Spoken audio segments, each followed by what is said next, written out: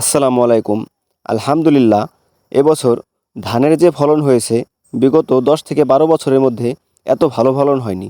বিশেষ করে ফরিদপুর জেলায় ধানের ফলন এত ভালো হয়েছে, যেখানেই ধান বোনা হয়েছে সেখানেই ধানে ভরে গেছে। আমাদের যেহেতু কৃষিকাজ করে সেহেতু আমাদের অনেক ধান বুনছিল এবার। তা দেখেন আমাদের ধানের ফলন কত ভালো হয়েছে, লোক নিয়ে কাটাইতেছে, ধানে পুরো ভরে গেছে।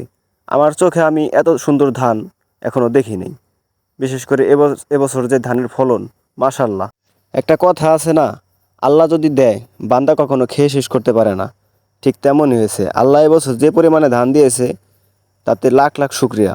বান্দা কখনোই খেয়ে শেষ করতে পারবে না। এরও সেলায় মাঠে যে ধানগুলো পড়বে পশু পাখি খাইতে পারবে, এই ধানের যে গাছগুলো আছে এগুলো গরুতে খাইতে পারবে। একটা উছিলায় কতগুলো প্রাণী বাঁচতেছে। আল্লাহর রহমত একবার যদি বান্দার উপরে দেয়, বান্দা কখনোই খেয়ে শেষ করতে পারে না। আল্লাহর রহমতে ইনশাল্লাহ সামনে যদি এরকম ফলন হইতে থাকে তাহলে হয়তো মানুষের ভাতের আর কোনো ক্ষুধা থাকবে না, ভাতের কষ্ট দূর হয়ে যাবে। আশা করা যায় আল্লাহ তাআলা আমাদের সব সময় সুখে রাখবেন, ভালো রাখবেন, এরকম উত্তম প্রতিদান দান করবেন।